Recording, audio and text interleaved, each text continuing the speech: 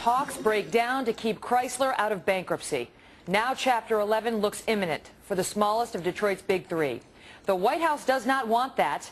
Neither does the union, which under the government's deal that's been proposed would essentially be running Chrysler.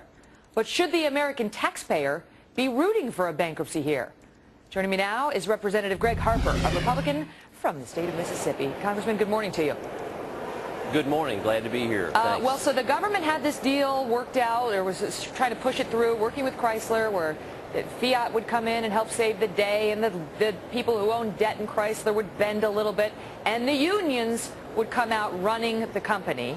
Now it looks like the people who hold the debt in Chrysler are holding up the deal, and this thing is falling to pieces. Should the taxpayers be rooting for a Chapter 11 filing? Well, I don't think the taxpayers are rooting for anybody to fail or to have to go through bankruptcy, but I think we missed a golden opportunity back when Senator Bob Corker of Tennessee really tried to work for a deal that would have helped all of the car makers, would have required probably some concessions, obviously, from the unions at that point.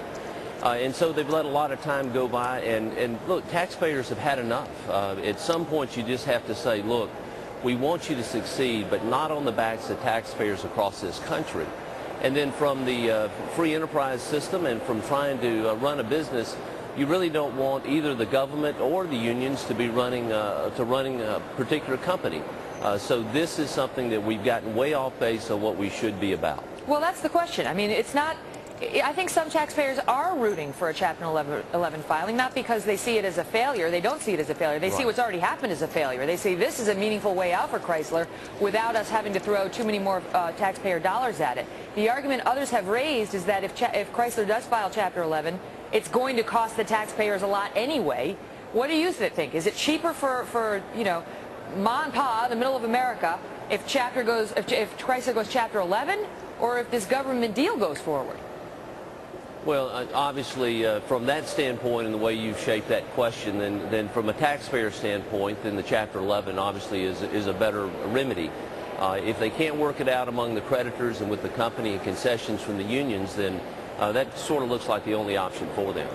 Now, if they do work out this deal, and just so our viewers know, the last holdouts are these people who owe debt in Chrysler, because the government wants them to take pennies on the dollar for their debt, and they're saying, we can do better if Chrysler files for bankruptcy. We'll get pennies on the dollar, but we'll get more pennies on the dollar in bankruptcy. So they're holding out. They're still trying to work it out. Chrysler has till midnight tonight, so we'll see what happens. But my question to you, sir, is with respect to the deal, if it gets worked out, the unions are going to own a 55% stake in this company. They're going to be running it. The UAW is going to be running Chrysler and in control. And we've seen thus far, the unions seem very, very happy to give themselves a good deal. Who will be watching them to make sure that they are managing our $4 billion in taxpayer investment in Chrysler in a way that's good for us, as opposed to necessarily these union members?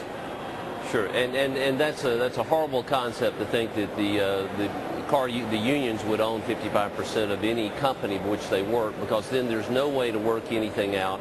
But what we've done is we've wasted many months here in coming to this point. This is something that could have been worked out at an appropriate time when, as I said, Senator Corker really had worked out a great proposal that would have helped. So, look, we just can't keep doing it this way. We cannot do this on the backs of the taxpayers any longer. So it's going to be an interesting day, and it's going to be interesting to see how this all plays out. Amen to that. Congressman Gregg Harper, thanks so much for getting up early and coming on with us. We appreciate it. Great to be here.